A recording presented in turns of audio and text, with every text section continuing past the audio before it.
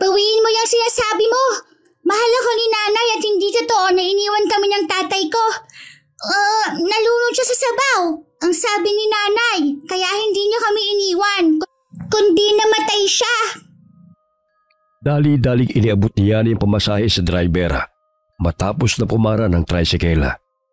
Nadatna na naman niyang nakikipag-away ang kanyang pamangkin sa mga kalaro nito. Batid niyang kinakantsawan na naman ito ng mga bata dahil wala itong kinagis ng ama at dahil na rin sa trabaho ng kanyang ina. Hoy! Magsitigil nga kayo. Kayo talagang mga bata, oo. Maglaro lang kayo, hindi yung mag-aaway. Oh, Becca, bakit ang dungis-dungis mo? Tanghaling tapat nandito ka pa sa kalye. Nakikipag-away ka na naman.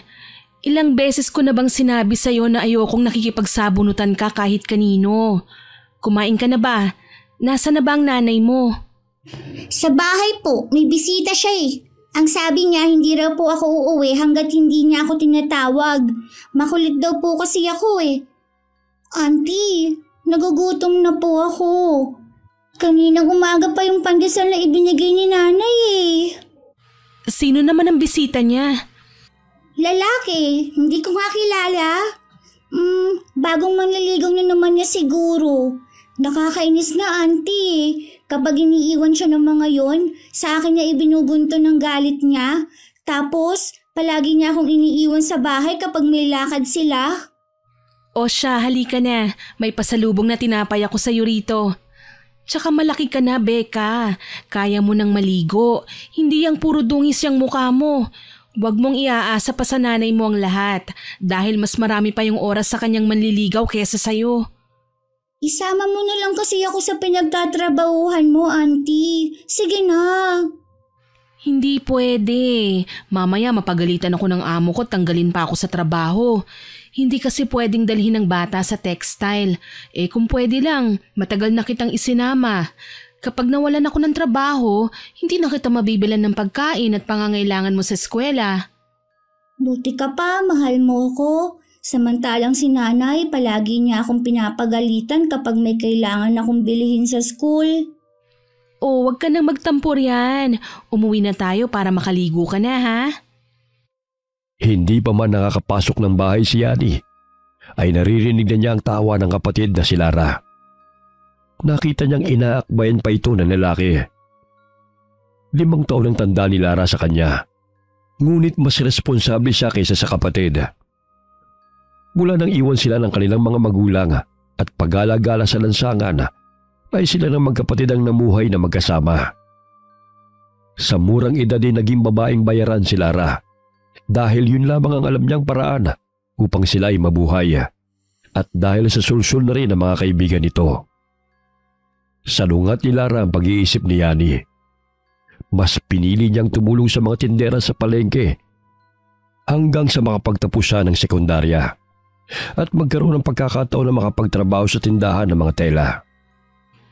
O ate, tanghaling tapat, naglalambingan na kayo.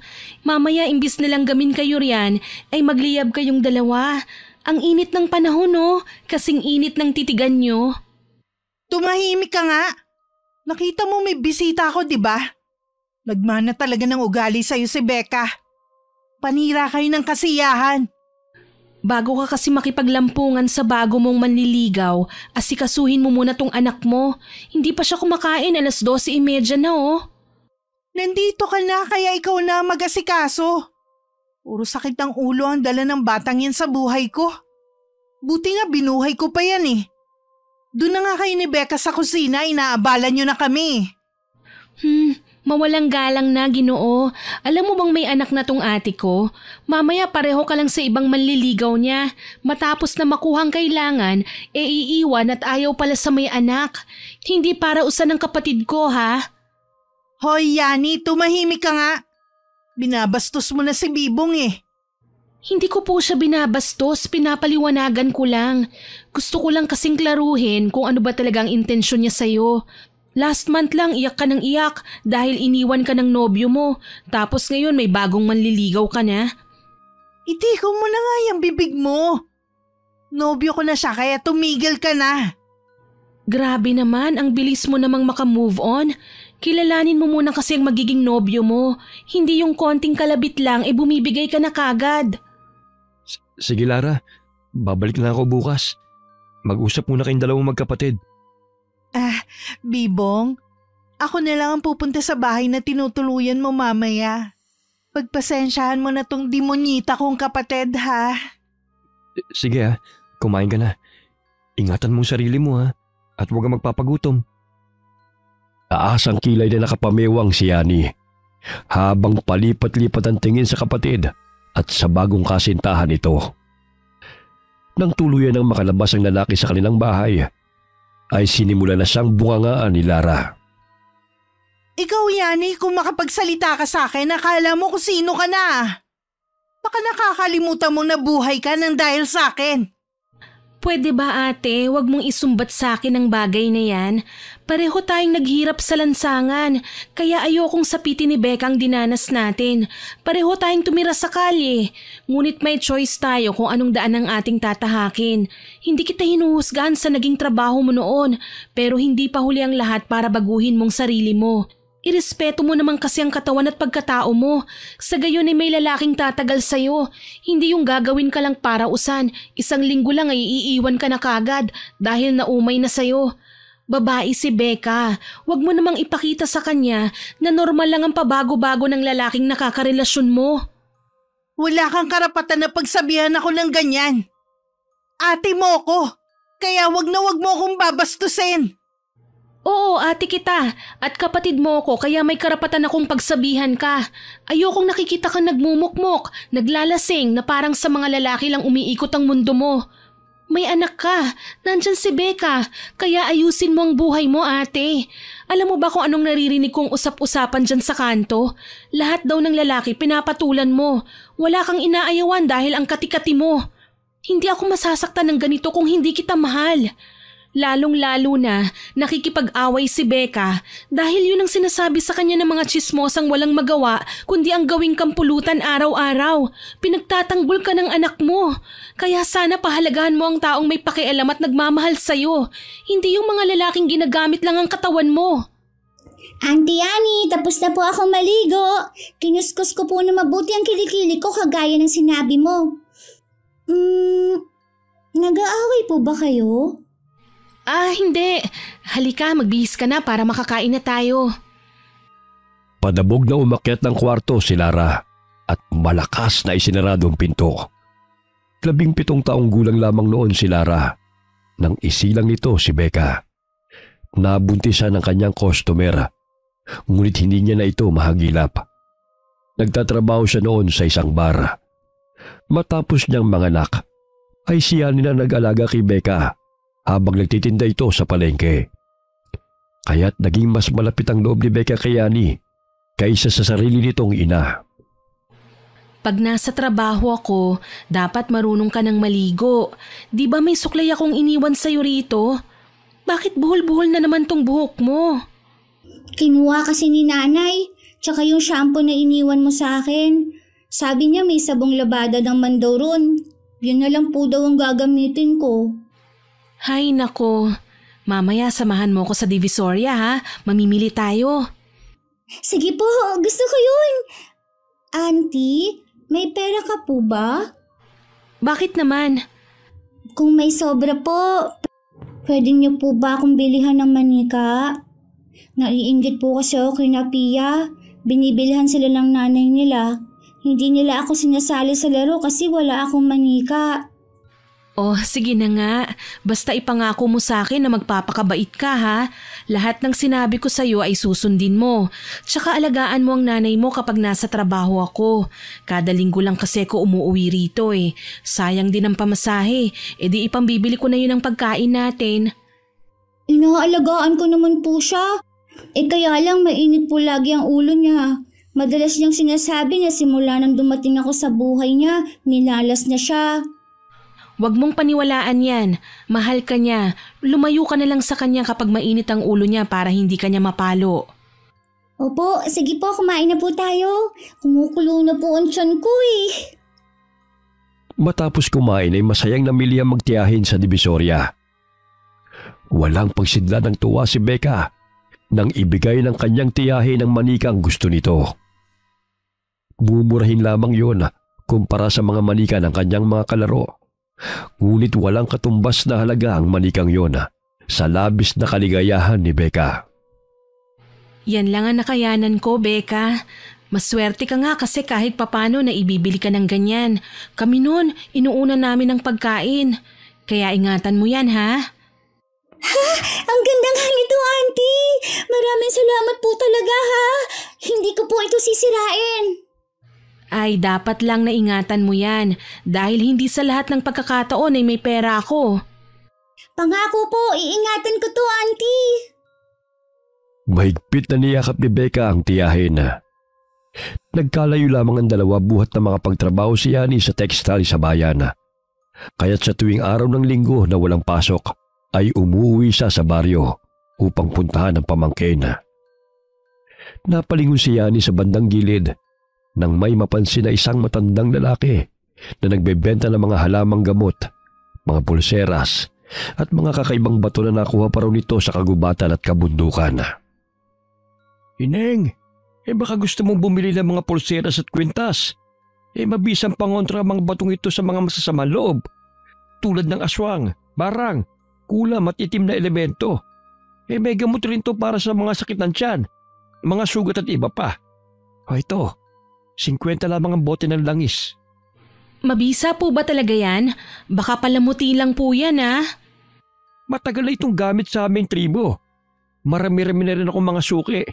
Hindi naman sila bibili nito kung hindi mabisa. Yan pong batong itim na may halong kulay pula. Ano po ba yan? Ito. Pinato yung buto ng suha at bato ng arok. Mabisa itong pangontra sa aswang. Pagbilhan nga ako niyan, Lolo. 2 po. Alam mo, Ineng, marami ang hindi naniniwala. Ngunit nararamdaman kong malapit na ang kanilang pagbabalik, Ineng. Ay mag-ingat kayo sa mga taong nakakasalamuha nyo. Dahil marami nagbabalat kayo. Sige po, Lolo. Maraming salamat po. Ito po pala, may pandesal ako rito. Sa inyo na po ito. Nang sa gayon ay may kakainin kayo habang nagtitinda. Salamat sa tinapay. Pagpalaing kayo ng may kapal. Agad na sumakay ng tricycle na magtiyahin at bumalik sa kanilang bahay. Pinagmasdan niya ang biniling mga bato. Animoy kristalyo na kumikinang sa loob. Para saan po yan, Auntie? Sabi ni Lolo, pangontra daw sa mga aswang. Kailangan ko to kasi madalas na akong ginagabi sa pag-uwi. Tapos yung dinadaanan ko bago makarating sa bahay na tinutuluyan ko, may malaking puno ng akasya. Ang sabi ng mga kasama ko, may naninirahan daw na engkanto ron. Ano po bang engkanto? Parang tao rin ang kanilang katawan. Kaso nga lang kulay itim ang balat nila. Tapos nangunguha sila ng mga tao para maging kasama nila sa kanilang tahanan. Kaya ikaw wag kang pumunta kung saan-saan, ha. Baka makuha ka ng mga engkanto. Bakit may kinuha na bang bata ang engkanto? Nung isang linggo, nawala ang apo ng kapitbahay namin. Hindi nila alam kung saan pumunta. Ayon sa albularyo na kaibigan ng kapitbahay namin, kinuha raw ng engkanto na naninirahan sa puno ng akasya dahil gusto niya ng kalaro. Matapos nadasalan ng albularyo ang paligid malapit sa puno, kinabukasan bumalik na yung bata. Ayon sa bata, maganda raw ang bahay na kanyang napuntahan. Kaya lang natakot siya sa pagkain na gumagalaw, kaya hindi siya kumain. Gutom na gutom daw ang bata nang matagpuan ni Aling Remy ang kanyang apo sa likod ng kanilang bakuran. Nakakatakot naman po yan, Auntie. Hindi na po ako lalabas ng bahay tuwing gabi. Ay, dapat lang. Laruin mo na lang yung manika, ha? O di kaya basahin mo na lang yung mga storybook na binigay ko sa'yo. Pagdating nila ng bahay, ay hindi na nila nadatnan si Lara. Batid niya ni na hindi na naman to nagpapigil sa sarili. Napuntahan ng bagong nobyo nito. Lutuin na lamang natin tong gulay. Wala na talagang kadala-dalayang nanay mo. Kaya ikaw, Becca, mag-aaral kang mabuti, ha? Lahat ng gagawin mo ay pag-iisipan mo kung ang idudulot nito ay masama o mabuti.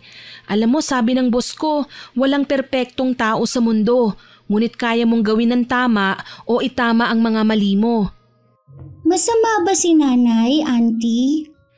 Hindi, kaya lang yung mga ginagawa niya hindi niya pinag-iisipan ng maayos eh. Tapos sa huli siya naman itong nasasaktan. Oh, sige na, himayin mo na yung malunggay para kakain na lang yung nanay mo mamaya. Isinuot ni Yani ang pulseras na may pinudpud na mga batong disenyo sa kamay ng pamangkin. Huwag mo yang hubarin ha, para pareho tayo ng pulseras. Ang ganda niyan. Sa tuwing tinatamaan ng ilaw, kumikislap ang kristal sa loob. Totoo po bang pangontra ito sa aswang, auntie?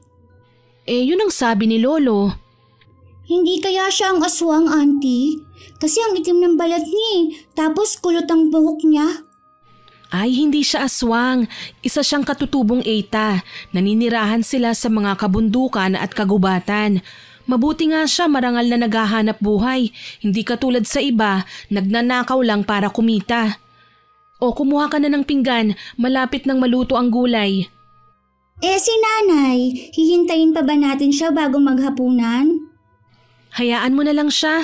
Mamaya pa siguro yun uuwi. Mauna na tayong kumain. Matapos na maghapunan, ay nagligpit muli ng mga gamit si Yani. Maaga pa siyang babalik ng trabaho kinabukasan. Magkatabi silang matulog ni Becca kapag naroon siya sa kanilang bahay. Mas nagpapakananay pa siya kay Becca kaysa sa kanyang kapatid na si Lara. Auntie, hindi po ba talaga ako pwedeng sumama sa'yo? Bukas aalis ka na naman. Mag-isa na ako ulit kapag umalis si nanay. Pag dinala kita ron, mas lalong wala kang bantay. Kahit papano may mga kapitbahay tayo rito sa paligid na nakakakilala sa'yo kahit wala ang nanay mo rito. Bawal kasi ang bata ron eh. Kaya dapat lahat ng bilin ko sa'yo ay sundin mo. Tuwing linggo nandito naman ako eh. Tapos may pasalubong ka pa. Big girl ka na, hindi ba? Opo, namimiss kasi kita eh. Magkayakap na nakatulog ang dalawa. Habang si Lara hindi pa rin umuwi. 6:00 na ng umagay wala pa rin si Lara. Kaya maagang ginising ni Yani ang pamangkin upang magpaalam. Binigyan na rin niya ito ng pera para may pambili ito ng pagkain sapagkat madalas itong nalilipasan ng gutom kapag si Lara ang kasama nito. Habang naglalakad sa daan ay narinig ni Yani ang mga tsismosa na nagbubulong-bulungan at nakatingin pa ito sa kanya.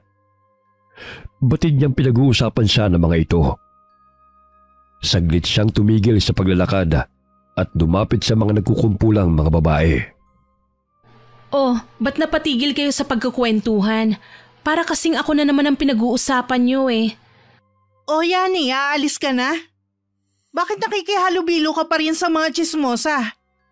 Mamaya sumabog pa yung uso mo katulad nila. Wala, tinatanong ko lang kung sino na naman ang topic nila. Matalim kasi ang tingin sa akin eh. Ay nako, umalis ka na. Wala kang mapapala sa kanila. Umuwi ka na nga, hinihintay ka na ni Becca. Tapos yung suot mo pakiayos naman. Konting kembot na lang ilalabas na yung kaluluwa mo eh. Pakialamera ka talaga kahit kailan. Ang init-init eh. Komportable ako sa ganitong damit. Napangiti siya nang makitang halos lumuwa ang mga mata ng mga ito habang nakatingin kay Lara. Maging si Yani ay hindi nakaligtas sa panghuhusga ng mga kababaihan dahil sa trabaho ng kanyang kapatid. Agad siyang sumakay ng tricycle ang dumaan yun sa kanyang harapan. Pagdating ng bahay ni Lara ay agad itong inutusan ng anak na ipagtimpla siya ng kape. Nakasimangot pa ito kaya binato niya ito ng unan. Hoy! Wala ang tiyahin mo rito. Kaya huwag ka magbuhay prinsesa. Ako ang kasama mo kaya bumangon ka na riyan. Laban mo rin yung mga damit ko. Ang aga-aga pa, Nay. Gusto ko pa po matulog. Babangon ka o ibabalibag kita riyan. Babangon na nga. Kaya mo naman magtimpla ng kape. Nung isang araw nga, tinimplahan mo ng kape si Mang Bibong. Tapos nga hindi ka na marunong. Ibang usapan yon. Tsaka pwede ba wag mo akong bisitin? Ang aga-aga eh. Ito na nga po, magtitimpla na po.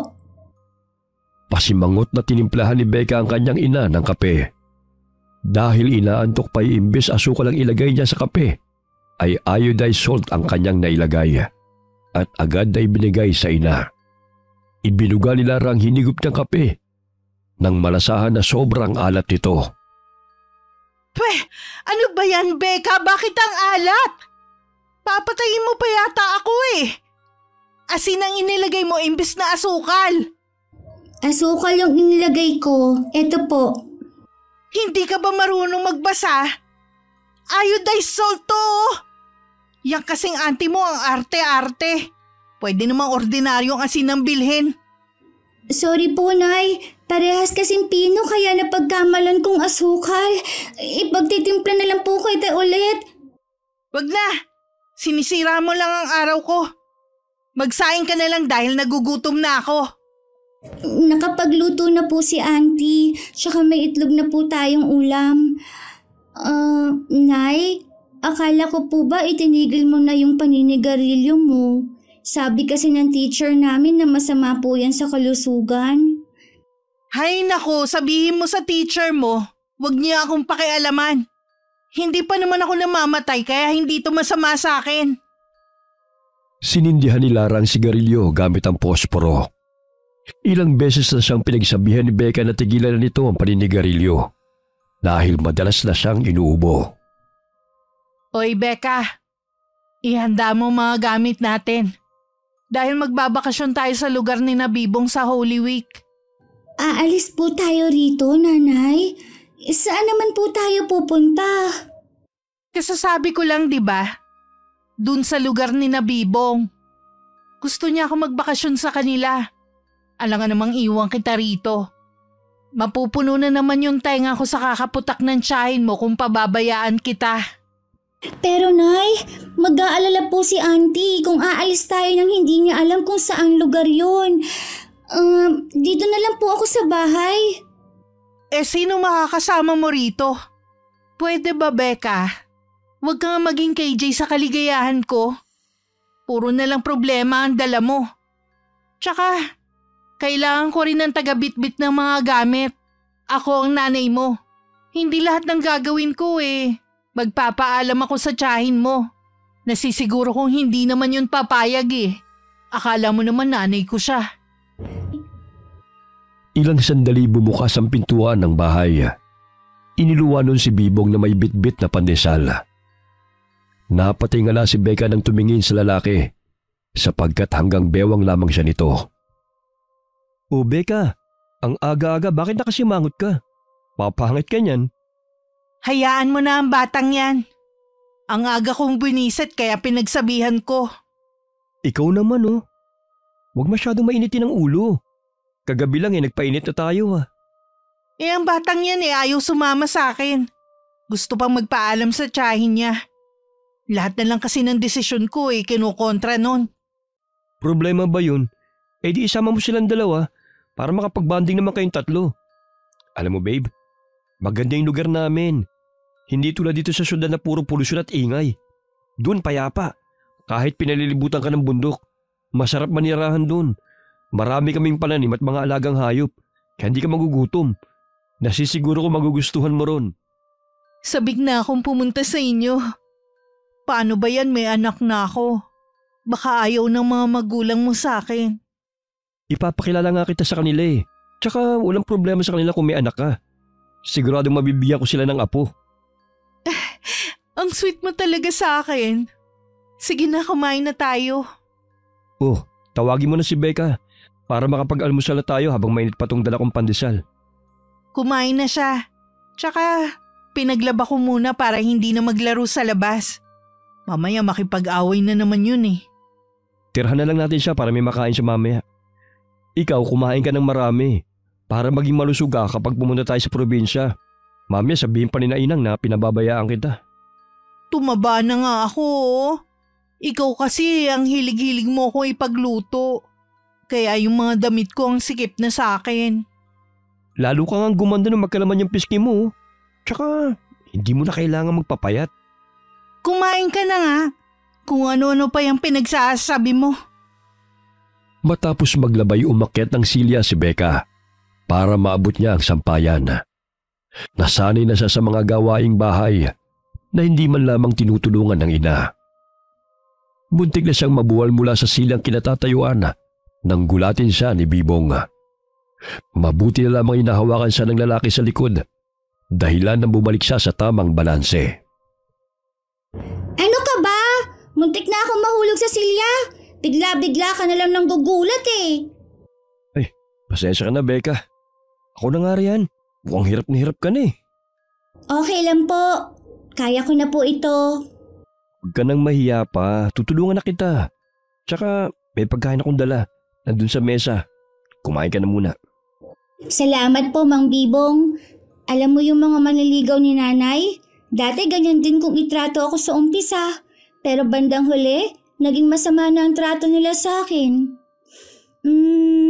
Ano ba ang kailangan mo kay nanay? Tsaka ang dami-daming mga babae riyan. Bakit si nanay pa po ang nagustuhan nyo? Bata ka ba talaga? O matandang na katawang bata? Gusto kong nanay mo eh. Problema ba yun? Tsaka kung inaakala mo masama ako katulad ng mga manliligaw ng nanay mo, hindi yan totoo. Gusto mo bang sumama sa amin? Ipapasyal ko kayo sa lugar namin. Tsaka magugustuhan mo ron. Saan ka ba nakatira? Akala ko ba nakatira ka sa paupahan ni Aling Tilde? Sa paupahan ako ni na Aling Tilde na nunuluyan kapag narito ako sa inyong lugar. Pero ang sinasabi kong pupuntahan natin, sa baryo kung saan talaga ako nakatira. Alam mo bang marami akong mga alagang hayop doon? Tiyak magugustuhan mo manatili sa aming probinsya. Isasama lang naman ako ni nanay para may tagabitbit ng mga gamit niya eh. Pero ang totoo, ayaw niya akong makasama. Naku, hindi totoo yan. Mas mainam na nandun ka nga eh. Para hindi mainip ang nanay mo. Pwede mo ang isamang antiyani mo eh. Talaga? Hindi ka magagalit? Bakit naman ako magagalit? Mas marami, mas masaya nga, di ba? Ang ngiting inilapit ni Bibong ang kanyang mukha sa mukha ni Becca.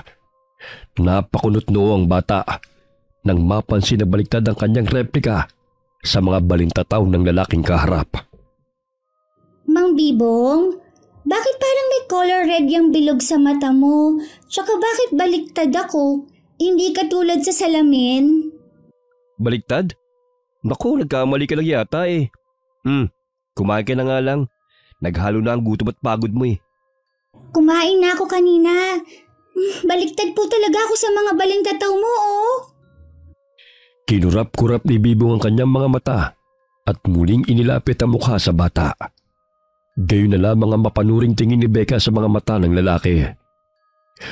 Bahagya siyang napasimangot nang maaninaw na tama na ang pwesto ng kanyang replika sa balintataw ni Bibong. Oh, baliktad ka pa rin ba? Hindi na. Siguro namamalikmata lang ho ako. Alam mo Becca, may iba't ibang kulay talaga ang mga balintataw. May kulay itim, kaki, asul at berde. Yung nakita mo na color red sa gilid ng balintataw ko, ganun talaga yun minsan. Lalo at pagod ako sa katitidig sa computer. Okay po.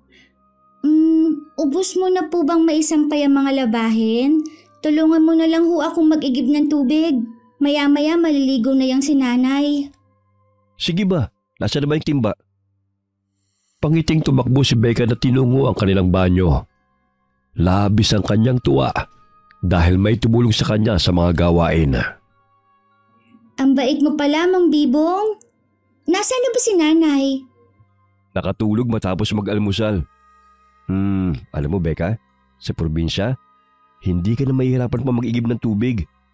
Hindi ka tulad dito na kailangan mo pang pumila at makipag-unahan sa mga tao. Dun sa amin, malinis ang tubig ng talon. Malapit lang sa aming bahay, kaya hindi na pahirapan ng tubig. Pwede ka rin maligo ron. Talaga ho? Ang galing naman. Gusto ko po yun, Mang Bibong. Pwede bang wag mo na akong tawagin Mang Bibong? Ang pangit kasing pakinggan eh. Dito na lang para hindi masagwa. Bati naman tayo, di ba? Sige po, Tito. Yun! Ang gandang pakinggan. Matapos na mapuno ang mga sisidlan ng tubig, ay dali-daling pumasok ng bahay si Becca. Nakaramdam siya ng gutom, kaya't kumain siya ng dalang pagkain ni Bibong. Yan ang gusto ko, yung kumain ka Becca, para tumaba ka naman. Tsaka huwag ka masyado maglaro sa labas. Baka magkasakit ka pa niyan dahil sobrang init ngayon. Alam mo, Tito, sa lahat ng manliligaw ni Nanay, ikaw lang itong mukhang mabait. Paano mo naman nasabi yun? Kasi ikaw lang tong tumulong sa akin sa pag-iigib ng tubig. Sana bukas naman ulit ha. Oo ba? Basta bago tayo pumunta sa probinsya, pataba ka na para hindi ako sabihin ni Inang na ginugutom ko kayo. E di magdala ka na maraming pagkain araw-araw. Ilang araw ang lumipas. Napapansin ni Lara na naging malapit ang loob ng anak sa nobyo nitong si Bibong. Kaya't lihim na mas lalo siyang napahanga sa lalaki. Tumaba rin silang mag-ina dahil madalas silang ipagluto nito. Mabait naman yung anak mo Ikaw nga lang tong palagi siyang pinagagalitan. Oh, malapit ang maluto tong tinolang niluluto ko. Tawagin mo na si Becca para makapananghali na tayo. Napahinto sa paglalaro si Becca ng kanyang manika nang tawagin siya ni Lara. Unang beses na nakasabay niya ang ina sa pagkain nang hindi siya sinesermonan. Animoy buo silang pamilya kung titignan habang kumakain. Araw yun ng Sabado, day off ni Yani, kaya umuwi siya matapos niyang maggrocery. Saglit siyang napahinto sa pintuan nang makitang masayang nanananghalian ang tatlo. Mukhang masaya kayo ngayon Mabuti at may nadatnan na akong pagkain sa mesa. Parang nakakapanibago naman. Oh, Yani, sabayan mo na kaming kumain. Tamang-tama ang pagdating mo. Auntie, dito ka na po umupo sa tabi ko. Alam mo, Auntie Yani, masarap po pala magluto si Tito Bibong. Tsaka tinutulungan niya akong mag-igib ng tubig, kaya hindi na ako nahihirapan. Di mabuti. Parang tumaba na nga kayo ng nanay mo Kumain ka na nga. Kung ano-ano pa yung pinagsasabi mo. Maging si Yani lihim na nakaramdam ng tuwa dahil naging disente ang suot ng kanyang kapatid.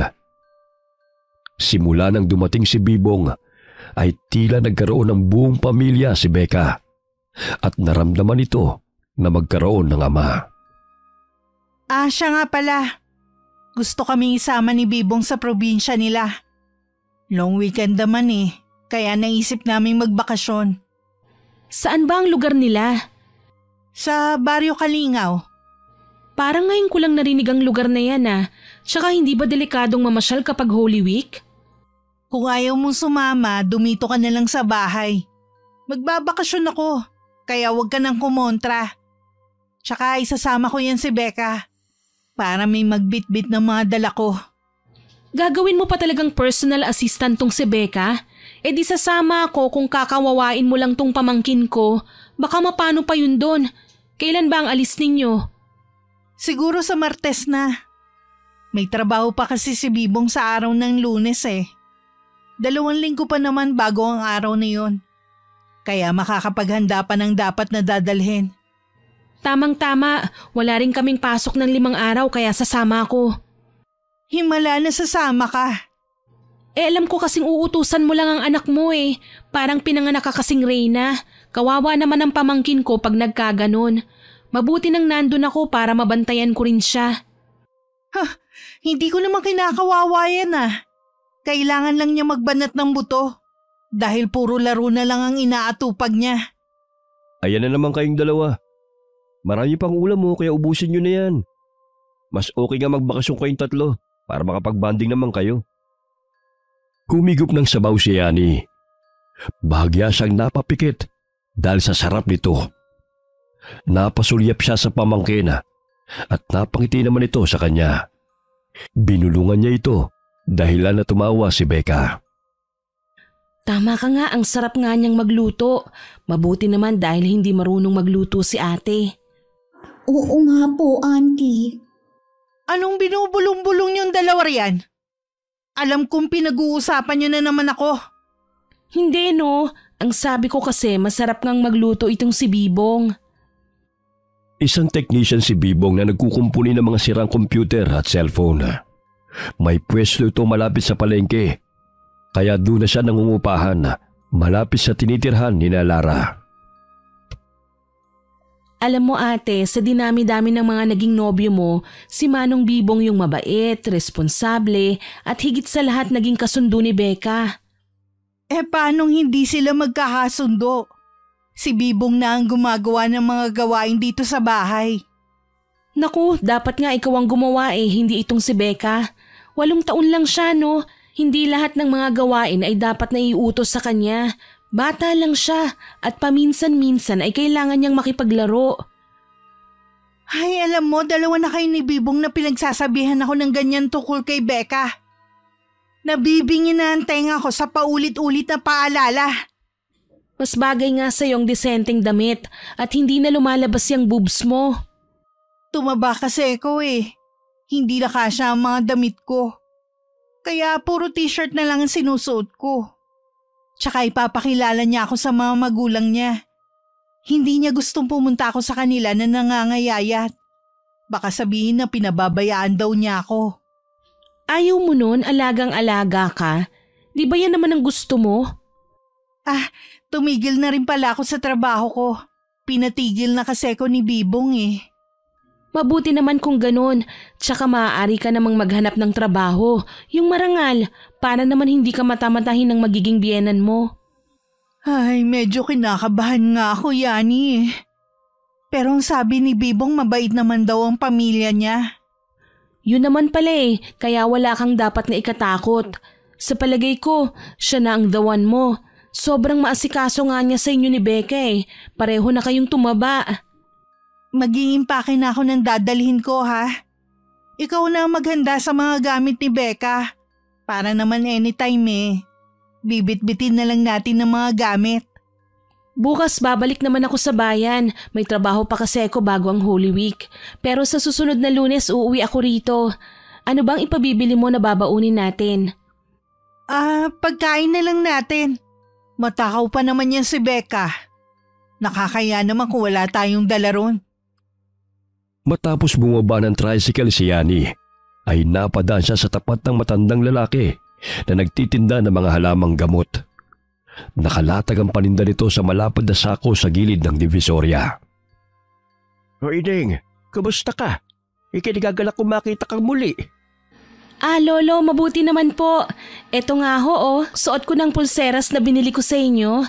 Tsaka medyo hindi na po ako natatakot dahil wala na po akong nararamdaman sa bahay na inuupahan ko. Dati kapag ginagabi ko sa daan, parang may sumusunod po sa akin Mag-iingat ka, Ineng. Huwag ka basta-basta magtitiwala sa mga taong nakapaligid sa'yo. Marami ang mapagkunwari. Hindi lahat ng mabuti ang pinapakita sa'yo ay dapat mong paniwalaan. Nararamdaman ko rin ang nagbabadyang panganib na dala ng mga taong nakapalibot sa inyo.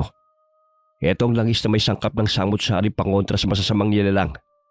Ginawa yan sa araw mismo ng Biyernes Santo nakaraang taon. Personal na pagmamayari ko to. Ngunit ibibigay ko na lamang sa ito. Pag-iingat ka saan ka mang magpunta. Tinatakot niyo naman ako, Lolo. Pero salamat po rito, ha. Magkano po ba ito? Ayun na yan. Basta huwag mong kalimutan na mag-iingat ka. Saan ka man magpunta.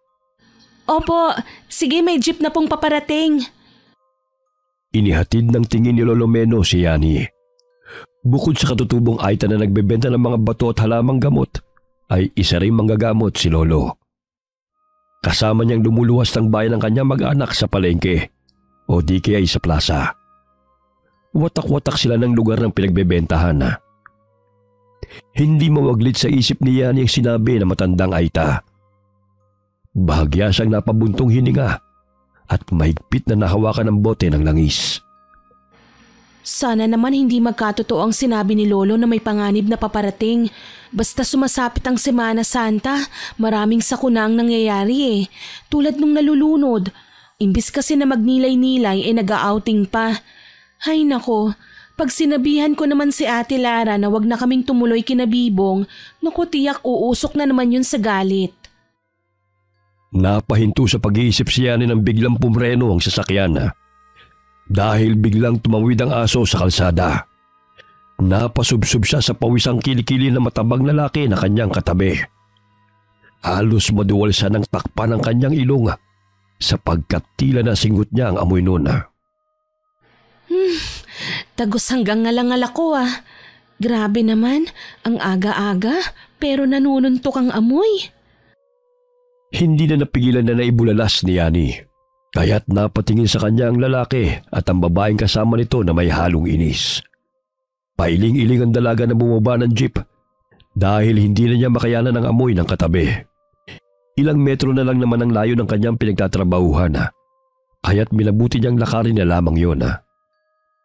Pagdating niya sa textile, ay narinig niya ang kanyang mga kasama na nag-uusap-usap kung saan magbabakasyon ang mga ito. Inanyayahan din siya ng mga ito na sumama sa isang beach resort. Pasensya na ho kayo, may pupuntahan din kasi kami ni ate. Sa ibang araw na lang ako sasama sa inyo. Nangako na kasi ko kina ate na sasamahan ko sila. Ilang sandali na puto ng kanilang pag-uusap nang may mga customer na nagsidatingan. Kanya-kanya sila sa pag-a-assist sa mga ito. Sumapit ang huling araw ng linggo, kaya't sabik ang mga katrabaho ni Yani na pag-usapan muli ang outing. Samantalang siya lamang hindi makakasama sa mga ito. Kagaya ng kanyang sinabi, lunes na siya umuwi matapos na makuha ang kanyang sahod. Napadaan siya sa Divisoria bago sumakay ng tricycle. Hinanap niya si Lolo Meno, ngunit wala ang matanda sa pwesto nito. Nasaan na kaya si Lolo? Uy, Yani, sino hinahanap mo? Ay, itlog ng pugo. Nagugulat ka naman, Manong Bibong. Muntik na akong atakihin sa puso sa'yo ah. Bata mo pa, magugulatin ka na. Kanina pa kita pinagmamasdan para may hinahanap ka yata. Ah, oo. Pero wala kasi ang kaibigan kong tindero dito eh. Siguro nagpahinga rin yun. May binili na akong pagkain na babaunin namin bukas. Naku, hindi mo naman kailangan bumili pa eh. Ang daming prutas at gulay doon. Kaya wag mo nang problemahin ang kakainin nyo. O siya, pupuntahan ko pa yung kaibigan ko na aarkilahan ng sasakyan. Bukas na lang tayo magkita-kita ha. Ihanda nyo na yung mga gamit nyo dahil maaga ko kayong susunduin. Sige. 2:00 na ng hapon nakauwi si Yani sa kanilang bahay. Pagkababa ng tricycle ay patakbong sinalubong siya ng pamangking si Becca. Ang dami mo namang dala, Auntie. Babaunin ba natin lahat yan? Siyempre naman, alam kong matakaw ka, tsaka ilang araw din tayo ron. Nakakahiya naman sa pamilya ni Manong Bibong kung wala tayong baong pagkain. Tutulungan ko na po kayo, Auntie. Sige, ito yung magaan na lang ang kunin mo. Handa na po ang bag ko, tsaka yung mga gamit na dadalhin natin. Si nanay nga parang doon natitira sa laki ng bag eh. Nanibago ka pa talaga sa nanay mo. Hindi naman siguro tayo aabuti ng 1 linggo ron, kaya konti lang ang dadalhin ko. Huwag lang makalimutan ng kape ah. Pagdating nila ng bahay ay naroon na mga gamit sa sala. Isang malaking maleta at traveling bag ang inihanda ni Lara para sa kanya. Samantalang isang backpack ang kay Becca. May plano ka pa bang umuwi rito? Parang dun ka natitira. Para sure lang no, kinumpleto ko na ang dadalhin. Binuksan ni Lara ang plastic na dala ng kapatid upang tignan ang pinamili nito. Dadalhin mo ba tong iodized salt? Pagkamalan pa tong asukal eh. Bakit ba ang hilig-hilig mong bumili nito? Hayaan mo na nga lang dyan. Sinabihan kasi ako ng kasamahan ko na maganda yung gawing body scrub, imbis na sugar scrub ang gagamitin. Madalas kasi akong nilalanggam kapag sugar scrub ang ginagamit ko eh. Ah, kaya kuminis yung balat mo dahil sa iodized salt na to. Susubukan ko pa lang kung effective, kaya wag mo nang problemahin yan. Itabi mo na yan. Mamaya ilagay na naman yan ni Becca sa tinitimpla niyang kape eh. Nakapaniyali na nabasa ang bulsa ng kanyang bag na pinaglalagyan niya ng bote ng langis na ibinigay sa kanya ni Lolo Meno. Kinuha niya yon upang tignan. Ngunit mahigpit namang nakasarado ang takip. Kaya't iniligay niya ito sa plastic na may ziplock upang hindi matapon sa kanyang bag. Kinabukasan, 6:00 ng umaga'y sinundo na sila ni Bibong. Ganun na lamang ang pananabik ni Lara nang pumasok sa kotse bit-bit ang mga gamit. O tara na? Excited na ba kayo? Siyempre naman. Hay naku, makakapagbakasyon din sa wakas. Ikaw, Becca, excited ka na ba? Opo, Tito. Gusto ko po makita ang mga alaga ninyong mga itik. Marami po ba sila? Oo, kung gusto mo magdala ka pa rito eh. Sige po, yung baby na itik lang pong dadalhin ko rito. Tapos dito ko na palalakihin. Kahit ilan pa ang dalin mo, walang problema. Wala na ba kayo naiwang mga gamit? Wala na. Nakasarado na rin ang pinto. Habang naglalakbay, hindi pa rin naalis sa isipan ni Yani ang sinabi ni Lolo Meno. Kaya't hinaplos niya ang pulseras na binili niya sa matanda. Dahil probinsya ang pupuntahan nila, dinala niya ang mga pangontra sa mga aswang na ibinigay ni Lolo. Sapagkat gusto niya maging handa sa anumang panganib, ayon na rin sa tugon ng matandang tindero. Sa daan ay naaaninaw ni Yani ang mga katutubong aita. Batid niyang galing ito sa kabundukan. Auntie, tingnan mo sila oh. Parang katulad sila ng matanda sa Divisoria. Saan ba sila nakatira? Marahil sa bundok. Mga katutubong Aita sila eh. Ilang baryo na rin ang nadaanan nila at mahigit 5 oras na ang kanilang nilakbay. Napahinto ang sasakyan sa isang bakanteng lote na tinatakpan ng malaking bato. Hanggang dito na lang tayo. Hindi na makakapasok ang sasakyan eh. Kaya hintayin lang natin susundo sa atin. Tsaka babalik din to si Willie sa bayan eh. Anong sasakyan natin? Karitela. Sigurado hindi ka pa nakakasakay sa ganun. Kaya may experience mo na ngayon. Yung kabayong humihila. Ay oo, alam ko po yan. Nabasa ko yan sa libro namin. Tsaka parang katulad sa sinasakyan ni Princess Sarah, yung napapanood ko sa cartoons. Mabuti pa tong si Becca, alam kung ano yun. Alam ko rin yun, no? Naunahan niya lang ako. Matagal pa ba yun? Maghintay lang tayo ha. Maya-maya nandito na yan. Palinga-linga si Yani sa paligid. Lihim siyang humanga sa kagandahan ng lugar na yun.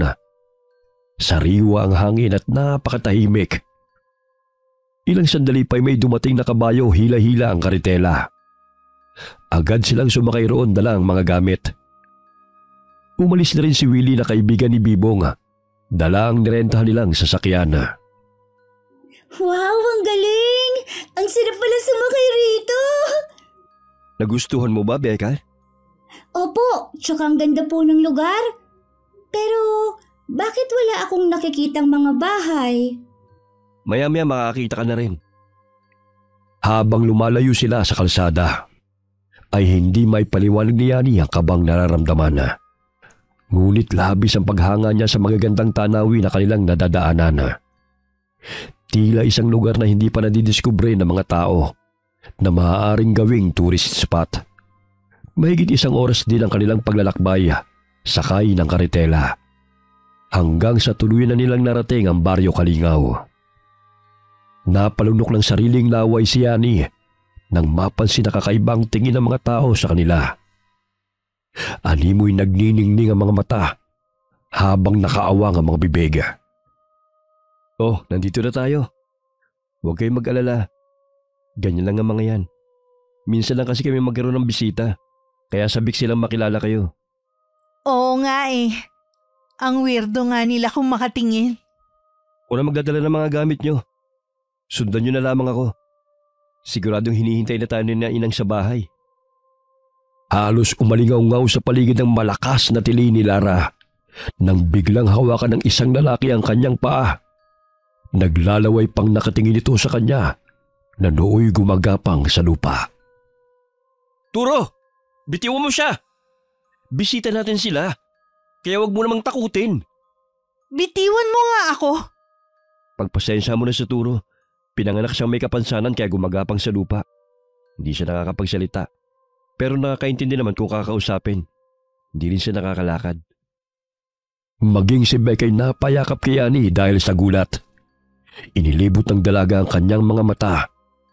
Pabilis ng pabilis ang tibok ng kanyang puso. Dahil halos lahat ng mga mata ng mga taong naroon ay nakatuon sa kanila. Ito na ang bahay namin. Pasensya na't simple lang to ha. Ang ganda nga eh. Parang maliit na mansyong yari sa matibay ng mga kahoy. Sige na, pumasok na kayo. Natitiyak kong sabik na silang makilala kayo. Bumungad sa paningin ni Yani ang ama at ina ni Bibong. Naroon din ang dalawang mga kapatid nito sa sala. Marahang tumayo ang ina ni Bibong mula sa pagkakaupo sa sala at agad silang nilapitan. Mahigpit na hinawakan ni Yani ang kamay ng pamangkin dahil sa hindi may paliwanag na kaba. Pilit siyang ngumiti sa ginang upang hindi siya nito mahalata. Auntie, parang nakakatakot po siya. Tingnan mo, kamukha niya yung witch sa Rapunzel na napanood ko sa TV. Huwag kang maingay. Mamaya marinig ka. Umupo muna kayo sa sala. Ipapasok lang itong mga gamit nyo para makapagpahinga na rin kayo. Babe, pwede ba kitang makausap saglit? Oh, bakit? Ang sabi mo magugustuhan ko rito. Pero wala pang isang oras eh. Parang gusto ko nang umuwi. Nakakatakot naman dito sa inyo oh. Tingnan mo sila kung paano nila kami titigan. Alam ko naninibago ka lang. Huwag ka mag-alala. Masasanay ka rin sa kanila. Ngayon lang kasi sila nakakita ng maganda eh. Walang mangyayaring masama sa inyo rito. Hinalikan ni Bibong sa noo si Lara upang maibsan ang takot na nararamdaman nito. Matapos niyang maipasok ang mga gamit sa loob ng kwarto, ay isa-isa niya itong ipinakilala sa kanyang mga magulang. Ganun na lamang ang saya ng mga ito nang bumisita sila Lara sa kanila. Napako rin ang tingin ng ama ni Bibong kay Becca, kaya't hindi humihiwalay si Yani sa pamangkin. Auntie, kanina pa ako tinitingnan ng matandang lalaking yun oh. Nakakatakot po siya. Naku, nakyutan lang siguro sa'yo kasi bilugan na ang pisngi mo. Basta wag mong huhubarin ang pulseras na binigay ko sa'yo ha. Tsaka kung anong sasabihin ko, dapat mong sundin, maliwanag ba? Opo, auntie. Suot ko naman po ang pulseras eh. Habang kumakain ay wala pa ring imik sina Yani at Becca. Samantalang si Lara ay kinakausap ng ina ni Bibong. Isang tanong isang sagot lamang siya dahil naninibago pa sa mga tao na kanilang kaharap. May inilapag na inihaw na karne ang kapatid ni Bibong sa hapag. Napansin ni Yani na hindi pa luto yun dahil may dugo-dugo pa. Bagamat yun ang inulam ng mga magulang ni Bibong na sina Cristina at Delio. Huwag na kayong mahiya, kain lang ng kain. O ikaw Yani, ayaw mo na ba? Kumain ka pa. Para tumaba ka tulad ng ate mo at ni Becca. Busog na ako. Tito, gusto ko po sana kumain ng inihaw. Kaso parang hilaw pa yan eh. Ay, sige. Ipasasalan ko na lang ulit kay Dado sa apoy. Kinuha naman kasi kagad kahit hindi pa luto oh. Uy, Becca, tama na yan. Kanina ka pa kumakain eh. Tignan mo nga yung tiyan mo, parang puputok na. Hayaan mo siya, marami pa namang pagkain eh. Maging sila rin napahinto sa pagkain dahil hindi masikmura ang paraan ng pagkain ng ama ni Bibong na naroon sa kanyang harapan. Tumatalsik pa ang likido mula sa kinakagat itong karne at tila baboy ito kung gumuya ng pagkain. Babe, pwede bang magpahinga na kami? Pagod na kami sa biyahe eh. Pero hindi pa tapos kumain si Becca oh. Busog na yan. Mamaya hindi pa yan matunawan sa katakawan niya. Agad nilang tinungo ang silid matapos nilang kumain. Tila hindi komportable ang ina ni Bibong sa tuwing lumalapit siya kay Yani dahil hindi siya nakakatagal maging kay Becca. Napasulyap ito sa pulseras na suot ng dalawa. Kinabukasan ay ipinasyal ni Bibong ang kanyang mga bisita. Ang pangambang naramdaman ni Yani at Lara ay napalitan ng pagkamangha sa tanawin na kanilang nakikita. Naligo sila sa talon kung saan malinis ang tubig. Ang ganda-ganda dito, auntie. Hindi na kailangan na magbobomba pa sa puso. Ang lamig-lamig pa ng tubig. Mag-iingat ka, baka madapa ka. Mabato pa naman. Maging si Yani nagtampisaw sa tubig. Masaya silang naligo ng pamangkin. Samantalang sina Bibong at Lara naman ay magkasama. Nakisabay na rin ang ilang mga bata sa kanila. Dahil madaldal si Becca, ay madali niyang naging kaibigan ng mga batang naroon. Noon lamang siya nakaranas na tratuhin ng maganda. Hindi katulad sa kanilang lugar na madalas ay inaaway siya ng mga bata. Sa utos na rin ng mga magulang ng mga ito, nalayuan siya. Oh, umahon na muna kay Rian. May dala akong buko oh. Wow, paborito ko yan. Inutusan ko yung mga bata. Ang bilis silang umakit sa mga nyog. Hindi ko na kaya eh. Dahil tumaba na rin ako. Grabe no? Libre lang dito yung mga prutas. Sariwa pa. Samantalang sa syudad lahat binibili. Maging si Yani at Becca ay uminom ng sariwang sabaw ng buko. Nakakalimutan nila ang pangambang nararamdaman dahil sa labis na kasiyahan. Noon lamang nakita ni Yani na tumawa ang kanyang kapatid habang nakikipag-agawan ng buko kay Becca. Napatingin siya sa paligid. Masaya silang pinagmamasdan ng mga bata at mga kapamilya ni Bibong. Naging judgmental lang siguro ako. Nakakahiya naman sa kanila. Nanibago lang siguro sila na magkaroon ng bisita, gaya ng sinabi ni Manong Bibong. Tugon ni Yani sa kanyang sarili. Ilang sandali pa'y may daladalang mga kayumito at mangga ang mga bata. Sa pamamagitan ng pagbibigay ng mga prutas, ay masaya nilang pinapaunlakan ang kanilang mga bisita. Para sa amin ba ang lahat ng mga prutas na to? Ang dami naman. Para sa inyo talaga yan. Alam ko natakot kayo sa kanila nung una nyo silang makita eh. Pero mababait ang mga yan. Oo nga eh. Maraming salamat sa mga prutas na ibinigay ninyo ha. Ngumiti ang tatlong bata at agad na ring umalis. Ayaw pa sanang umahaw ni Becca sa talon, ngunit tanghali na. Auntie, gusto ko ba pumaligo? Tingnan mo sila ang saya-saya nila. Bukas na lang ulit. Mamaya uuubuhin ka na. Pagdating nila ng bahay, ay handa na ang lahat ng pagkain. Inaasikaso sila ng mabuti ng pamilya ni Bibong dahil sila lamang ang mga bisitang naroon. Napasulyap si Yani sa babaeng naghahanda ng pagkain sa mesa. Parang pamilyar siya sa akin .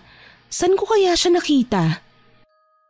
Nagtama ang kanilang paningin, ngunit biglang bumawi ng tingin ng babae at agad itong tumalikod. Auntie, pakiabot po yung saging. Gusto ko po yan eh. Sige, pero hinay-hinay lang sa pagkain . Mamaya sumakit na naman yung tiyan mo. Opo. Manong Bibong, pwede naman pong sumabay sila sa ating kumain eh. Huwag mo na silang alalahanin. May mesa lang silang inihanda para sa kanila. Kinagawin na kasi namin dito sa baryo na kapag may bisita, inaasikaso talaga. Ayan nagsipaghanda na rin sila ng kanilang mga mesa. Napapansin ni Yani na nasa gitna sila na pinapagitnaan ng iilang mesa, kung saan nakaupo sa katabing mesa ang mga magulang ni Bibong. Sa ibang mesa naman ay ang kanilang mga kamag-anak. Animoy may festa roon dahil sa ginanap na salo-salo. Kakaiba rin pala rito sa lugar ninyo kapag merong bisita. Madalang kasi magkaroon ng dayo rito eh. Kaya matindi ang pag-aasikaso ni na amang at inang, maging ng mga kababaryo namin. Tito, ang sabi mo marami kang alagang itik. Gusto ko po sila makita. Oo ba? Mamaya pupunta tayo ron sa hapon. Sigurado akong marami nangingitlog na inahin.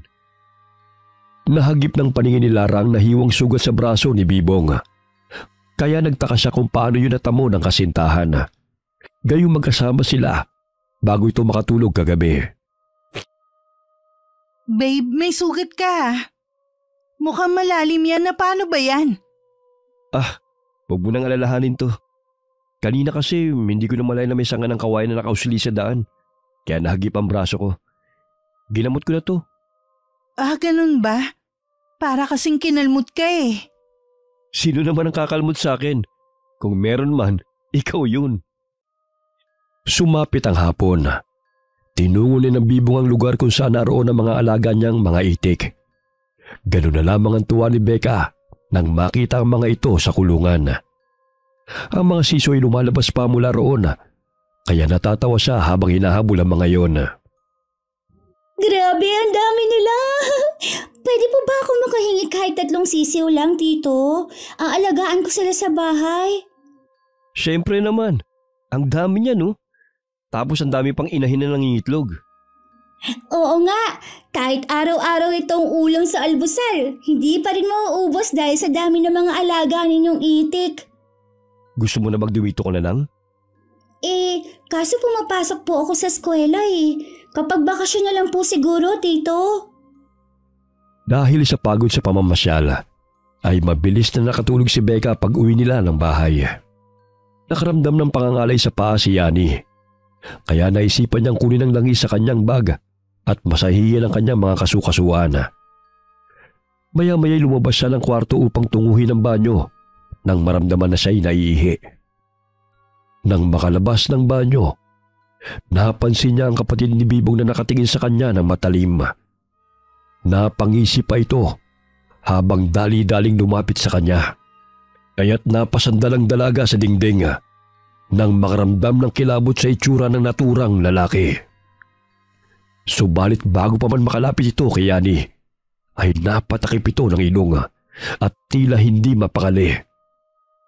Ang nakasisindak nitong itsura'y napalitan ng pangamba at bigla itong napatras at pasinghot-singhot pa ito na lumakad palayo. Bakit parang bigla na lang nagbago ang kanyang reaksyon? Hindi naman mabaho ang kilikili ko ah. Tama na, Bibong. Hindi ko na kaya. Di ba ito yung gusto mo? Yung sinasagad ka? Sunod-sunod na mahihinang ungol ni Lara ang nadidinig ni Yani. Ayaw niyang istorbohin ang ganap ng dalawa, kaya dumiretso na siya sa kanilang silid at tinabihan sa pagtulog ang pamangkin. Napayakap siya kay Becca na naghahalo ang iniisip. Samantala, pilit na tinatakpan ni Bibong ang bibig ni Lara upang hindi ito makalikha ng ingay. Naluluhang tinutulak ni Lara ang lalaking nakadagan sa kanya dahil ibinabaw nito ang patalim sa kanyang tangiliran. Demonyo ko! Minahal kita pero ito lang palang gagawin mo sa akin! Wag mo sasaktan sila, Becca at Yani! Ang tanga-tanga mo! Hindi kita dinala rito para gawing reyna. Dinala kita rito upang gawing pagkain. Maging ang kapatid at anak mo ay pagsasaluhan ng aming lahi. Matagal-tagal na rin kasi kaming hindi nakakatikim ng karne ng tao. Konti na lamang ang naimbak namin na pagkain. Hayop ka! Isa kang demonyo! Sabihin mo na ang gusto mong sabihin. Dahil hindi ka na rin naman magtatagal. Hindi naman ako ganun kasama eh. Kaya bago ka malagutan ng hininga, pinasaya naman kita, hindi ba? Pakawalan mo ako! Hayaan mo kami umalis dito! Maawa ka! Hindi mo ko mauuto katulad ng ibang lalaki mo. Alam mo bang nandidiri ako sa iyo sa tuwing magkatabi tayo? Kaya lang ang dali mo kasing utuin. Lamang ka rin sa kumukulong sikmura namin. Kaya pwede ka na. Marami kaming lumuluwas ng bayan. Isa na ron si Willie. Wala ka nang kawala. Kahit malaman mo pa ang buong katotohanan, hindi ka na rin naman magtatagal. Bago pa man muling bumao ng kutsilyo sa tiyan ni Lara, ay buong lakas niyang tinadyakan si Bibong sa masailang parte ng katawan nito. Ngunit hindi sapat ang kanyang lakas upang masaktan ng lalaki. Dahil sa inis ni Bibong, ay paulit-ulit siyang inundayan nito ng saksak hanggang sa tuluyan na siyang nanghina. Tumulo pa ang mga luha sa mga mata ni Lara habang inaalalang masasayang alaala nilang magkapatid kasama si Becca. Ilang sandali pa'y tumigil ang pagtibok ng pulso ni Lara at tuloy na itong binawian ng buhay. Nakaramdam ng pagkauhaw si Lara kaya tinungo niya ang kusina upang kumuha ng tubig. Ngunit hindi niya inaasahan na masasaksihan niya ang pagkatay ni Mang Delio sa matabang lalaki. Nakita rin niya ang 2 ulo na naroon sa loob ng lumang banga. Kaya't dali-dali siyang tumakbo patungo sa silid ni Yani.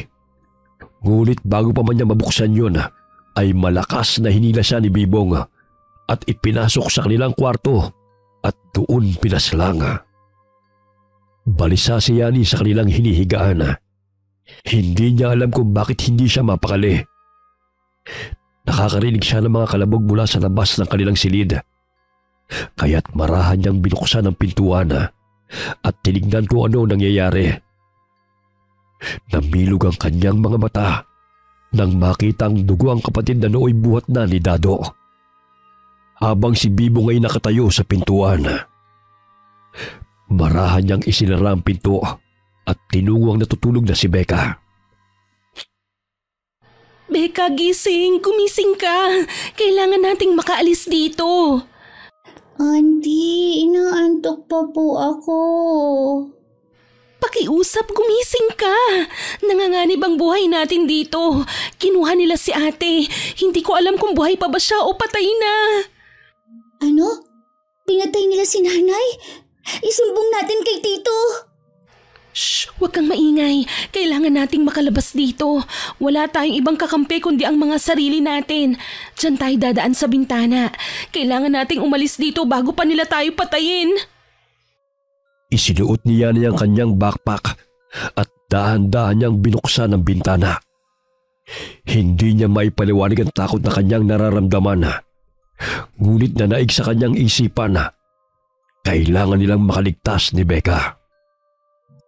Auntie, natatakot po ako. Baka mahuli nila tayo. Hindi kita iiwan. Dahan-dahan baka makita nila tayo. Narinig nilang bumukas ang pintuan ng silid, kaya't dali-dali silang tumakbo palayo. Napahinto sila sa tapat ng kusina. Dahil sa kawayan lamang ang dingding, ay sumilip si Becca roon at nakita si Lara na nakahiga sa ibabaw ng mesa. Auntie, si nanay yun, diba? Huwag kang maingay, mamaya marinig nila tayo. Anong gagawin nila kay nanay? Bakit nila pinatay si nanay, auntie? Hindi ko rin alam kung bakit, pero kailangan nating makalayo rito bago pa nila tayo mahuli. Tinakpan niya ang mga mata ni Becca nang tadtarin ni Mang Delio ang katawan ni Lara. Hinagis pa nito ang ulo sa banga kung saan sila malapit na nagkukubli, kaya tumalsik pa ang dugo sa kanila. Halika, doon tayo. Kailangan nating makarating kung saan naroon ang karitela. Kailangan nating makasakay roon. Sige po. Muli silang tumakbo, ngunit humarang sa kanilang harapan sina Dado at Bibong. Kumingisip pa si Dado habang lumalapit sa magtiyahin. Gabi na. Bakit lumabas kayo ng silid nyo? Gusto lang naming magpahangin. Nainitan kasi itong si Becca. Pumasok na kayo sa silid nyo. Baka mapano kayo rito. Mamaya na. Hindi na kasi kami inaantok. Ayos lang kami rito. Ang sabi ko, pumasok na kayo ng bahay. Huwag nyo kong galitin. Bakit? Anong gagawin mo sa amin? Itutulad mo ba kami kay Ate Lara? Bakit hinayaan mo siyang tadtarin ng iyong ama?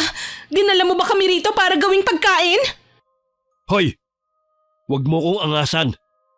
Hindi ubra ang pagiging mataray mo rito. Gusto mo bang putulin ko yung dila mo? Salbahe ka! Bakit mo hinayaan patayin nila si nanay? Alam mo ikaw na bata ka? Nagtitimpi lamang ako sa kakulitan mo. Kahit na kailan, hindi kita ituturing na anak. Lumapit ang isang babae kay Bibong at bahagyang humalik ito sa pisngi ng lalaki. Matalim din itong nakatingin sa kanila. Ilang sandali pa ay naalala niya ang babae kung saan niya ito nakita. Siya ang kasama ng matabang lalaki na nakasabay niya sa jeep. Naglalambingan pa ang mga ito. Nandilat ang mga mata niya nang makita ang putol na ulo ng bitbit ng babae. Biglang nagbago ang wangis ni Bibong. Tinubuan ng matatalim na mga ngipin at ang balat nila ay maihahalin tulad sa bayawak. Auntie, bakit parang naging halimaw po sila? Natatakot po ako sa kanila. Layuan niyo kami! Huwag kayong lalapit! Auntie, papatayin nila tayo at tulad ng ginawa nila kay nanay. Binuksan niya ang dala niyang bag. Napansin niyang doon niya na ilagay ang iodized salt, kaya dali-dali niyang pinunit ang plastik at isinabo yun sa mga aswang na lumalapit sa kanila. Ngunit tila hindi man lamang ito tinatablan. Bakit hindi sila natatabla ng iodized salt? Asin naman to ah. Ay nako, yan na ba ang pangontrang dala mo? Paano ba yan, Yani? Hindi kami tinatablan. Walang iya ka? Minahal ka ng ate at pamangkin ko, pero ito lang ang gagawin mo sa amin? Anong kasalanan namin sa'yo? Malugod ka naming tinanggap sa aming buhay, pero ikaw lang din pala ang magiging sanhi ng aming kamatayan. Hindi lang naman kayong dinala namin dito. Wala na kaming magagawa. Dahil kayo mga tao ang pagkain namin. Tatanga-tanga naman kayo eh. Kaya walang dapat sisihin, kundi ang mga sarili nyo. Nanginginig na humihikbi si Becca habang mahigpit na napayakap sa tiyahin. Napansin ni Yani na imbes na iodized salt ang kanyang isinaboy sa mga aswang ay ang plastik ng asukal ang kanyang nabuksan. Shit! Asukal pala to, Becca, kaya hindi sila tinatablan. Huwag na kayong tumakas. Mapapagod lang kayo. Kinapa ni Yani ang isang supot at agad na pinulit yun. Nasisiguro niyang iodized salt na yon dahil tinikman muna niya bago isinaboy sa mga aswang. Tila napaso ang aswang na si Bibong at ang mga kasamahan nito nang lumapat sa kanilang balat ang asin. Dahil sa galit ay ibinato ng babaeng aswang ang putol na ulo na hawak nito kina Yani at Becca.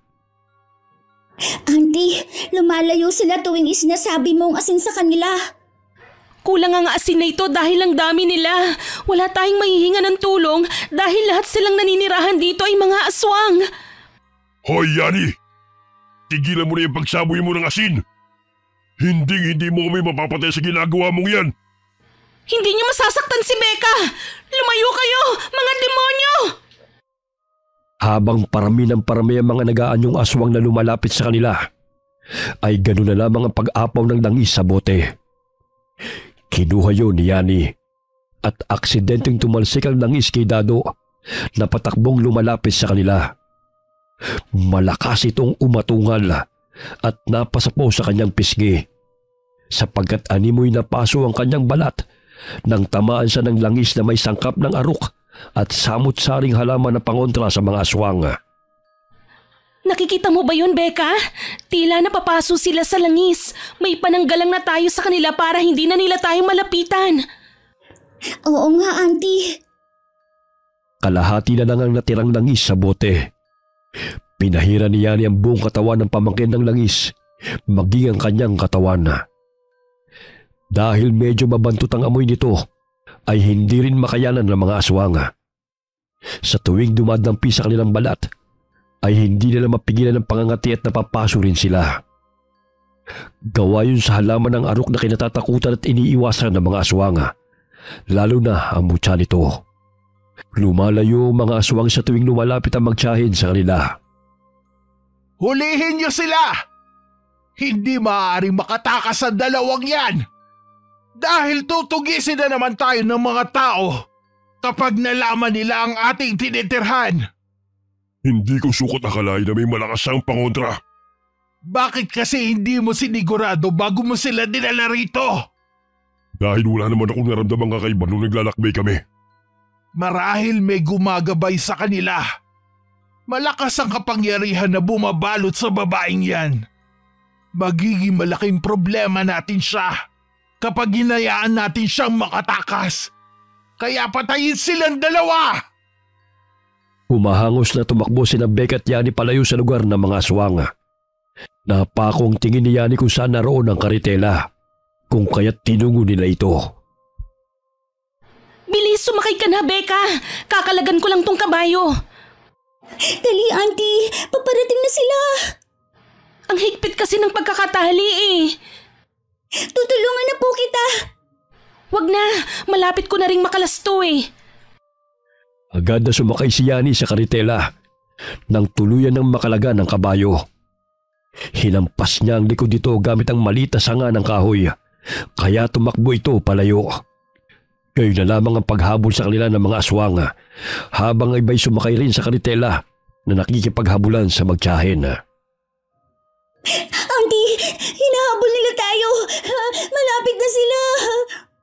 Binibilisan ko na nga, kaso parang pagod na rin tong kabayo eh. Kapwa sila napasigaw ng biglang huminto ang kabayo at malakas na humalihing bago bumagsak sa lupa. Naninaw ni Yani na may bumaong patalim sa leeg ng kabayo na inihagis ni Bibong. Auntie, bakit ano nangyari sa kabayo? Becca, tinamaan siya ng patalim sa leeg. Mukhang patay na siya. Paano na po yan? Hindi na tayo makakaalis pa rito. Halika, doon tayo magtatago sa mga halaman. Natisod si Becca. Kaya inalalayan siya ni Yani na makapagtago sa damuhan. Biglang napalingon si Becca mula sa kanilang likuran nang may marinig na humahangos. Naninig nilang dalawa na may batang aswang na nakangisi at patakbo itong lumundag upang sakmalin si Yani. Subalit maliksing sinabuhin siya ng dalaga ng iodized salt, kaya't bumagsak ito sa lupa at namimilipit sa sakit. Lumayo ka! Hindi ako magdadalawang isip na saktan ka kung magpupumilit kang lumapit! Naapakan ni Yani ang patalim na pagmamayari ng batang aswang, kaya't kinuha niya yon upang gawing sandata laban sa mga aswang na humahabol sa kanila. Auntie, tingnan mo oh. Yung bato sa pulseras natin parang kumikinang. Oo nga, ano kaya ang pinapahiwatig nito? Di ba ang sabi ni Lolo na pinagbilhan mo nito, pangontra to sa aswang? Tingnan mo oh, tumakbo ang bata nang makitang kumikinang tong pulseras ko oh. Tumatalab na nga siguro ang bisa nito sa aswang. Huwag mong iwalayan ha. Kahit hindi pa tayo sigurado sa bisa nito, maaaring makakatulong sa atin ito. Tulad na lamang ng langis na binigay ni Lolo Meno. Napatigil sila sa pag-uusap nang marinig ang mga halinghinga at atungal ng mga aswang sa paligid. Yani! Becca! Lumabas na kayo!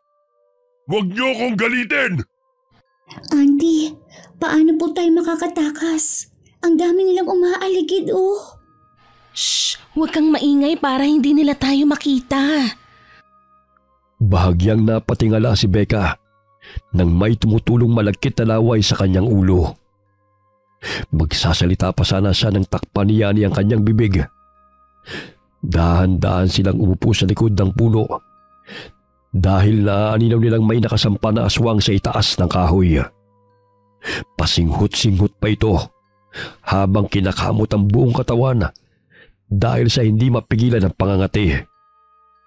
Nawala ng balanse ang aswang at bumagsak mula sa itaas ng puno. Mabuti na lamang ay doon siya nahulog sa kabilang bahagi, kaya't hindi niya nakita ang magtiyahin. Nararamdaman kong nasa paligid lang sila. Sadyang palakas ng palakas ang taglay na pangontra ng dalawang yon. Kaya't habang maagay dapat na natin silang mahuli. Asin lang naman ang alam kong pangontra ng dalawang yon. Mauubos din yun. Hindi lang yun.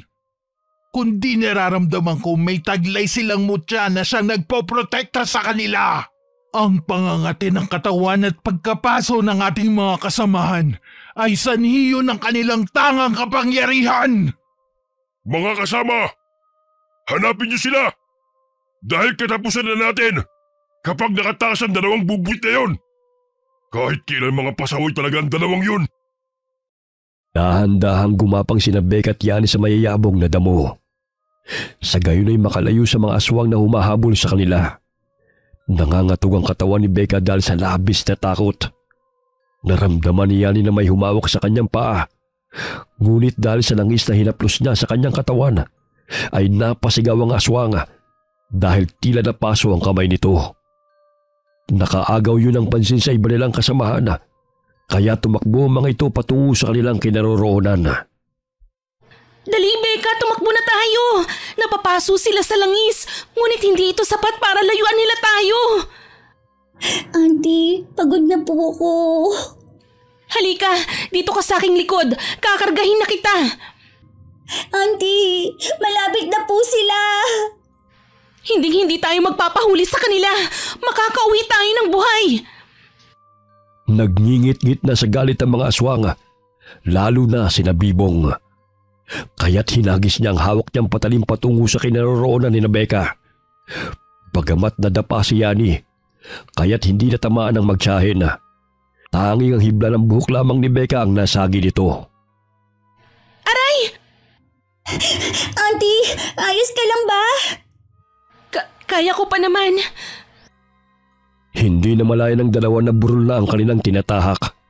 Kaya't nahulog sila at nagpagulong-gulong pababa. Becca, nasan ka? Kailangan na nating makaalis rito. Malayo-layo na tayo sa kanila. Nakapaniyani si Becca na nawala ng malaya. Kaya't umiiyak siyang inalog-alog ang pamangkin. Becca, gumising ka! Hindi pwedeng maabutan nila tayo! Pilit niyang kinarga ang pamangkin. Ngunit dahil sa pagod na rin, ay natumba siya habang karga si Becca. Humagulgul siya ng pag-iyak at napalhod nang may makitang tao na humarang sa kanyang harapan. Bahagya siyang napatingala nang marinig ang pamilyar na boses sa kanyang pandinig. Eneng, bakit napadpad kayo rito? Mapanganib ang lugar na ito.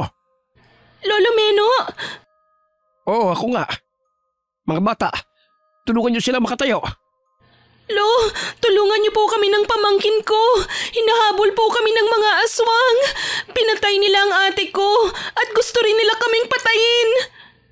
Naramdaman ko ang enerhiya ng mutya na binigay ko sa iyo. Kaya sinundan ko. Hindi nga ako nagkamali na narito ang isa sa mga nagmamayari ng mutya. Inalalayan ng mga binatilong aita na kasama ni Lolo Meno, sila Yani at walang malay na si Becca. Maya-maya'y dumating ang mga aswang sa pangunguna ni Inang Aswang at ni Bibong. Hoy tanda! Ikaw na naman! Ibalik mo sa amin ang dalawang yan! Kahit kailan hindi mo talaga kami tinatantanan! Hanggang dito ba naman ay pinapakialaman ninyo kami? Lolo, pakiusap. Huwag niyo pong hahayaan na makuha nila kami. Maawa po kayo sa amin. Hindi ko kayo ibibigay sa kanila. Ang tagal namin silang tinutugis. Dahil kami ang napagkakamalang mga aswang sa ginagawa nilang pagpatay. Marami na sa aming mga kasama na ipinaslang dahil napagkamalang mga aswang. Kaya hindi ako mapayag sa gusto nilang mangyari. Bingi ka ba? Umalis na kayo! At iwan ang dalawang yan. Sa gayon hindi na kayo madamay pa. Matagal na kaming nadadamay. Dahil sa kawalang hiya ninyo. Kami na pagkakamalang mga aswang. Gayong tahimik kaming naninirahan sa kabundukan. Dahil na nagkita-kita na naman tayo. Hindi ko hahayaan na may mga biktima pa uli kayo. Pilit na nilalabanan ng mga aswang ang pangontra ni Lolo Meno. Tulad ng kapangyarihan na gumagabay kina Yani at Becca, ay mas malakas ang pangontrang taglay na matandang aita. Dahil sa napapaso sila sa tuwing sinasaboy ni Lolo Meno ang langis, ay nagsipulasan ang mga ito.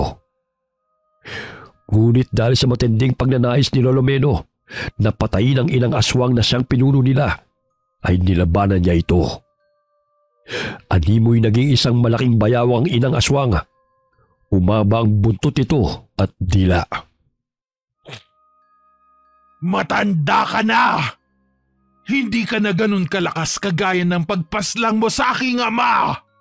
Matagal ko nang inaasam-asam ang araw na ipaghigante ang kanyang kamatayan! Nararapat lamang sa iyo ang patayin! Dahil ang mga katulad ninyo ay mga salot! Maging ang aming buhay nanganganib! Dahil sa masasamang ginagawa ninyo sa mga tao! Hinampas ng Inang Aswang si Lolo Meno ng buntot ito. Tumila po ng matanda, kaya't napangisi ang Inang Aswang. Bagamat kinuha ni Lolo Meno ang kanyang pana at inasinta sa noo ang Inang Aswang. Ganun na lamang ang palahaw ng Inang Aswang nang bumaon sa kanyang noo ang matalim na palaso. Napalingon si Bibong sa ina, kaya't malakas nitong tinadyakan ang kalaban nitong binatilyong aita upang tulungan ang ina. Ngunit unti-unti itong nawalan ng buhay. Nagngingit-ngit sa galit si Bibong, ngunit natuon ang pansin ito kay Yani at Becca na nakasandal sa puno kasama ang isang katutubo. Pilit na nilalabanan ni Bibong ang pangangate ng katawan habang lumalapit kay Yani na may langis at mutya ng arok. Hinablot niya si Yani sa paa at kinaladkad ang dalaga. Aray! Bitiwan mo ako! Aray! Ikaw ang dahilan ng pagkasawi ng aking ina! Papatayin kitang babae ka! Sisihin mo ang sarili mo dahil kung hindi mo kami dinala rito, hindi mamamatay ang nanay mong aswang. Salbahe ka! Isusunod kita sa kapatid mong marumi ang pagkatao! Mas marumi ka dahil ang katulad mo'y kahit kailan ay hindi na magbabago. Kasing lansa ng bunganga mo ang budhi mo. Bitiwan mo ako, hayop ka! Dinaganan ng aswang na si Bibong si Yani. Galit na galit itong ibinuka ang bibig upang sakmali ng dalaga. Ngunit isinaboy ni Yani ang natitirang laman ng langis sa bote sa mukha ng lalaking aswang. Bagamat iniindaman nito ang pangangati at hapdi ng katawan upang mapatay si Yani, ay hindi na nito magawang malabanan pa ang sakit dahil nalaplos na ang balat nito sa mukha at umuusok na rin ang buo niyang katawan, kaya't siya na mismo ang lumayo sa dalaga. Ngunit dahil sa dami ng langis ng arok na dumampi sa kanyang mukha, ay nanuot yun sa kanyang laman hanggang sa mga lahati ang natapyas niyang pisngi. Kumandusay ang katawan ni Bibong sa damuhan na binawian ng buhay. Dahil sa takot sa katutubong mga aita, ay patakbong umalis sa mga aswang. Kabilang na roon ang ama at ang babaeng totoong karelasyon ni Bibong. Deng, halika na, patay na yan. Gusto pa niyang labanan ng bisa ng langis ha? Diyan siya nagkakamali. Dahil pinalakas pa yan sa tulo ng mutya ng iyong pulseras. Sa tingin ng iba'y ordinaryo lamang yan. Ngunit lumalabas ang kanyang kapangyarihan kapag ikaw ay nasa panganib. Samahan mo pa ng pananampalataya sa poong lumikha. Dahil kung hindi dahil sa kanya, ay hindi tayo gagabayan ng mga puti ang gabay. Lo, nasan si Becca? Ligtas siya, kasama ng apo ko.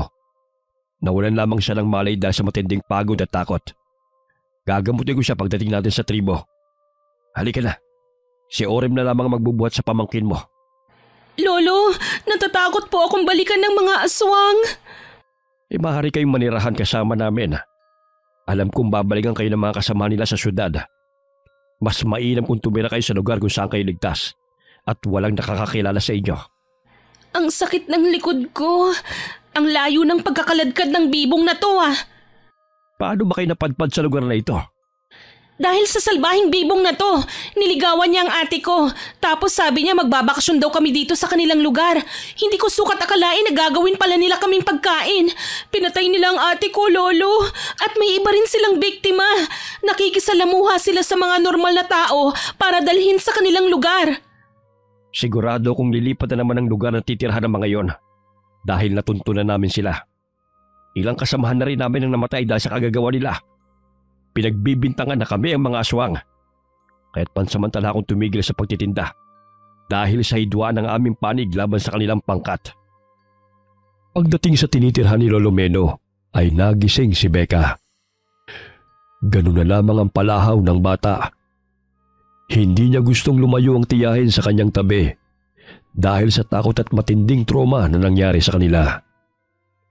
Ginamot ni Lolo Meno ang mga sugat na magtiyahin. Pansamantalang nanirahan silang dalawa kasama ang mga katutubong aita. Minanmanan ng mga kasamahan ni Lolo Meno ang lugar kung saan naninirahan ng mga aswang. Ngunit wala na roon ng mga ito. Batid nilang lumipat na naman ang tirahan ng mga ito at naghahanda upang muling makapambiktima. Hindi mapigil ang mga paiyak ni Yani habang niyayakap ang pamangkin dahil kung hindi sa tulong ni na Lolo Meno ay hindi sila nakaligtas sa kamay ng mga aswang. Wakas.